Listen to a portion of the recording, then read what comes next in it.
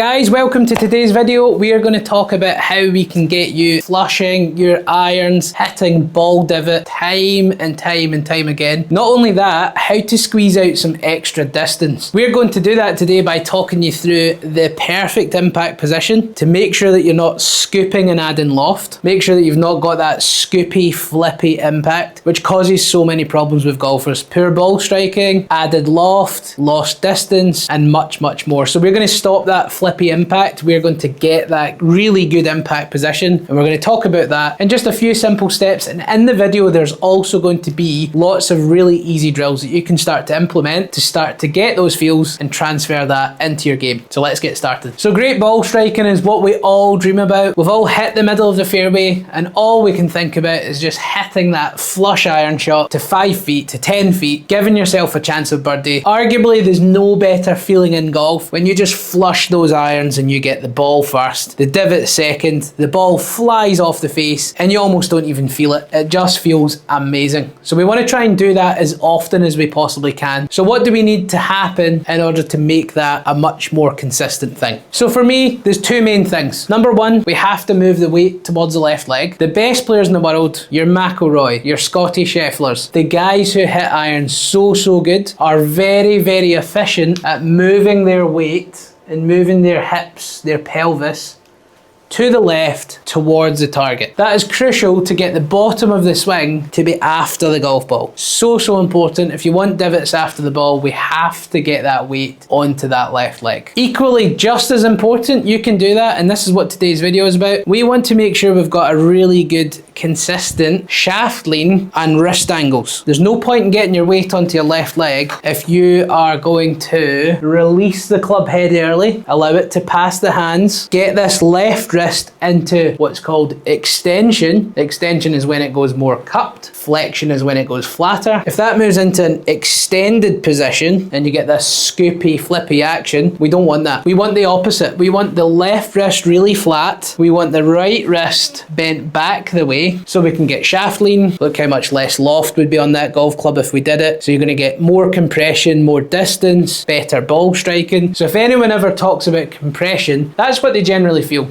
The weight's on the left, the wrist angles are in that position. So how do we do that? Going to keep it quite simple. I think the best thing to start off with is a really simple drill that I love, and I get a lot of my students to do when they come in for lessons, is just start from the delivery position. So delivery position would be when the club is level with the ground, about to hit the golf ball. So at this moment in time, we've got the right wrist bent back, so almost in a 90-degree angle. If you imagine you were going to throw a ball, the left wrist is fairly flat. The left wrist's in a position where we're almost if we were holding a golf ball, we could put our palm out, and we want to try and keep that in that position. Keep it and twist it. So left wrist only to start off with. So from pre-delivery, left wrist is flat, keep it, twist it. And I think that is really important, because if we do that, that right wrist will then stay bent back for longer, and we start to get a feeling for what the wrists should be doing throughout impact. So once we get a feel for that, and that's a really good drill that you can take anywhere and you can do at home, the left wrist is flat, the right wrist is bent back.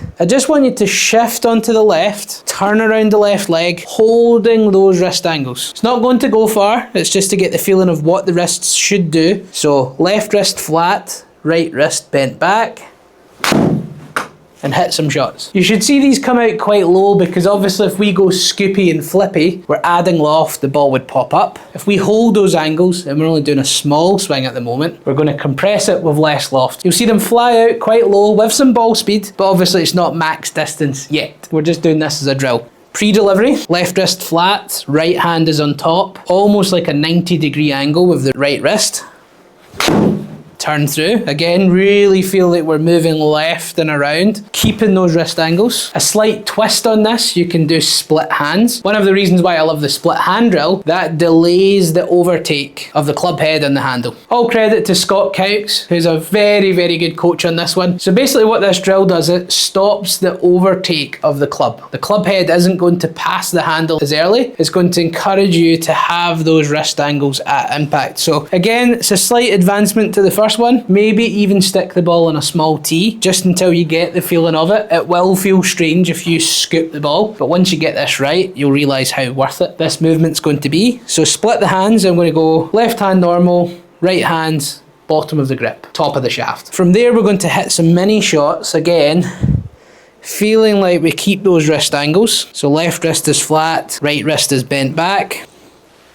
And really start to feel that motion. You will have to move the weight forward, you will have to rotate the body, but you're not going to be flipping at it with your hands. Then once you've started to have a bit of repetition of that, you can start to add some speed, add some length of swing to it, but the impact remains the same. We still want those wrists bent back, the right wrist bent back, the left wrist flat. We still want the same shaft angle. We want that leaning forward with the weight towards the left. But let's just start to go from like shoulder to shoulder height, so sort of 3/4 swing, and then start to work your way up to full shots. Again, trying to feel that same thing from the delivery position where we have those wrist angles. The weight continues to go left. The right wrist stays back. The left wrist stays flat. That is really going to help us get that solid contact time and time and time again. I would recommend that you do this in a warm-up and practice. Do it to start off with. If you want an expert level drill, what you can do is take your right hand off the club, place that on the side of the grip, and again, if you were going to have a scoopy, flippy impact where the left wrist bends, it doesn't stay flat, the grip and the club is going to come off your right hand. So again, it's probably the most difficult, but really will give you some really good feedback. So you can start with that right hand on the side of the grip and really start to feel like the right palm faces down to the floor. The left wrist stays bent back. Those wrist angles are going to really start to improve. So right palm on the side.